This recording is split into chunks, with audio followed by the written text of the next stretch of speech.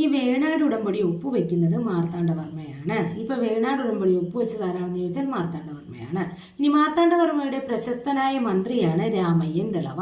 അപ്പൊ രാമയ്യൻ ദളവ ആരാണ്? മാർത്താണ്ഡവർമ്മയുടെ പ്രശസ്തനായ മന്ത്രിയാണ്. ഇനി തിരുവിതാംകൂറിൽ ആദ്യമായി മറവപ്പട എന്ന പേരിൽ ഒരു സ്ഥിരം സൈന്യത്തെ ഏർപ്പെടുത്തിയ രാജാവ് മാർത്താണ്ഡവർമ്മയാണ്. അപ്പോൾ തിരുവിതാംകൂറിലെ സ്ഥിര സൈന്യം അറിയപ്പെടുന്ന പേരാണ് മറവപ്പട. ഈ മറവപ്പട എന്ന പേരിൽ ഒരു സ്ഥിര സൈന്യത്തെ ഏർപ്പെടുത്തിയ രാജാവ് മാർത്താണ്ഡവർമ്മയാണ്.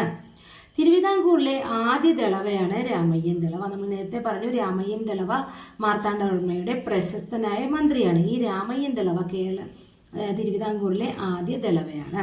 ഇനി മാർത്താണ്ഡവർമ്മയുടെ സദസ്സിൽ ജീവിച്ചിരുന്ന പ്രമുഖ കവികളാണ് കുഞ്ചൻ നമ്പ്യാരും അതുപോലെ തന്നെ രാമപുരത്ത് വാര്യരും. അപ്പൊ രാമപുരത്ത് വാര്യർ, കുഞ്ചൻ നമ്പ്യാർ എന്നിവർ മാർത്താണ്ഡവർമ്മയുടെ സദസ്സിൽ ജീവിച്ചിരുന്ന പ്രശസ്തരായ കവികളായിരുന്നു. ഇനി അടുത്തത്, മാർത്താണ്ഡവർമ്മ താൻ വിസ്തൃതമാക്കിയ രാജ്യം ശ്രീ പത്മനാഭസ്വാമിക്ക് സമർപ്പിച്ചു. തൻ്റെ കുലദൈവമായ ശ്രീ പത്മനാഭസ്വാമിക്ക് സമർപ്പിച്ചു. ഇതിനെയാണ് തൃപ്പടിദാനം എന്നറിയപ്പെടുന്നത്. അതിനുശേഷം പിന്നീട് ഈ തിരുവിതാംകൂർ രാജാക്കന്മാർ അറിയപ്പെട്ടിരുന്ന പേര് ശ്രീ പത്മനാഭദാസന്മാർ എന്ന പേരിലാണ്. അപ്പോൾ അതായത് തൃപ്പടിദാനത്തോടുകൂടി തൻ്റെ രാജ്യത്തെ ശ്രീ പത്മനാഭസ്വാമിക്ക് സമർപ്പിച്ചിട്ട് പിന്നീട് ശ്രീ പത്മനാഭദാസന്മാർ എന്ന പേരിലാണ് തിരുവിതാംകൂർ രാജാക്കന്മാർ അറിയപ്പെട്ടത്. അപ്പോൾ തൃപ്പടിദാനം നടത്തിയ ഭരണാധികാരി ആരായിരുന്നു? അതും മാർത്താണ്ഡവർമ്മയാണ്. ഇനി മാർത്താണ്ഡവർമ്മയുടെ കാലത്ത് ആരംഭിച്ച വാണിജ്യ വകുപ്പാണ് മുളകുമടിശീല. മുളകുമടിശീല എന്ന് പറഞ്ഞാൽ എന്താണെന്ന് ചോദിച്ചാൽ അത് വാണിജ്യ വകുപ്പാണ്. മാർത്താണ്ഡവർമ്മയുടെ കാലത്ത് ആരംഭിച്ച വാണിജ്യ വകുപ്പാണ് മുളകുമടിശീല. തിരുവിതാംകൂറിലെ വ്യവസായികൾ അറിയപ്പെട്ടിരുന്നത് മുളകുമടിശീലക്കാർ എന്ന പേരിലാണ്. അപ്പോൾ മുളകുമടിശീലക്കാർ എന്നറിയപ്പെട്ടിരുന്നത് ആരാണെന്ന് ചോദിച്ചാൽ തിരുവിതാംകൂറിലെ വ്യവസായികൾ അറിയപ്പെട്ടിരുന്ന പേരായിരുന്നു. ഇനി അടുത്തത്, 1753 മാവേലിക്കര ഉടമ്പടി ഒപ്പുവെച്ചത് മാർത്താണ്ഡവർമ്മയും ഡച്ചുകാരും തമ്മിലാണ്. അപ്പോൾ മാർത്താണ്ഡവർമ്മയും ഡച്ചുകാരും തമ്മിൽ ഒപ്പുവെച്ച ഉടമ്പടിയുടെ പേരാണ് മാവേലിക്കര ഉടമ്പടി. ഇത് ഒപ്പുവെച്ച വർഷം 1753. ഇനി കായംകുളത്തെ കൃഷ്ണപുരം കൊട്ടാരം പണി കഴിപ്പിച്ചത് ആരാണെന്ന് ചോദിച്ചാൽ മാർത്താണ്ഡവർമ്മയാണ്. ഈ കായംകുളം കൃഷ്ണപുരം കൊട്ടാരത്തിലെ പ്രശസ്തമായ ഒരു ചുവർ ചിത്രമാണ് ഗജേന്ദ്ര മോക്ഷം. ഇനി തിരുവിതാംകൂറിൽ ജന്മിത്ത ഭരണം അവസാനിപ്പിച്ചത് മാർത്താണ്ഡവർമ്മയാണ്. കന്യാകുമാരിക്ക് സമീപം വട്ടക്കോട്ട നിർമ്മിച്ച ഭരണാധികാരിയും ആരാണ്? മാർത്താണ്ഡവർമ്മയാണ്.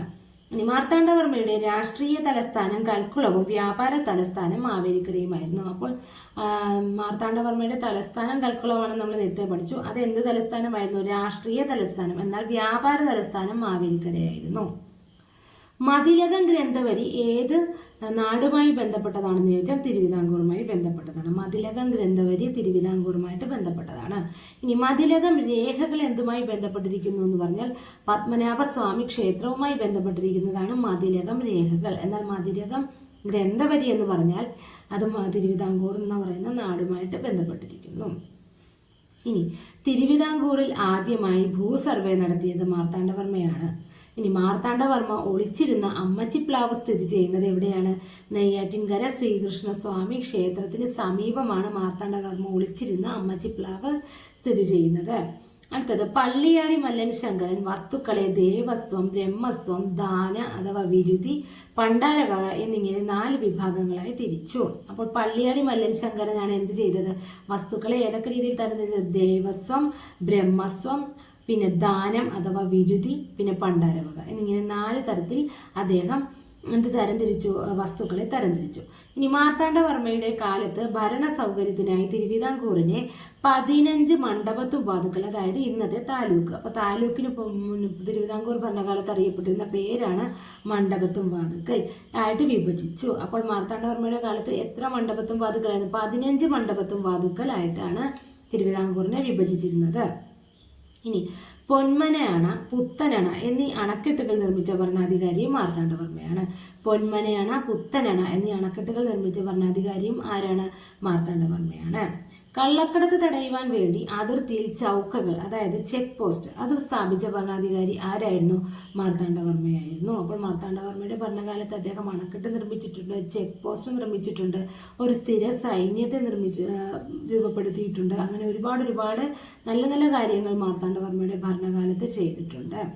അദ്ദേഹത്തിൻ്റെ മുഴുവൻ പേര് അനിഴം തിരുനാൾ മാർത്താണ്ഡവർമ്മ എന്നായിരുന്നു. അദ്ദേഹത്തിൻ്റെ ഭരണ സമയത്താണ് തൃപ്പടിദാനം നടത്തിയത്. അങ്ങനെ ഒരുപാട് കാര്യങ്ങൾ മാർത്താണ്ഡവർമ്മയുമായി ബന്ധപ്പെട്ട് ഒത്തിരി ഇമ്പോർട്ടൻ്റ് ആയിട്ടുള്ള കാര്യങ്ങളുണ്ട്. അപ്പോൾ അതെല്ലാം നമ്മൾ നോക്കണം.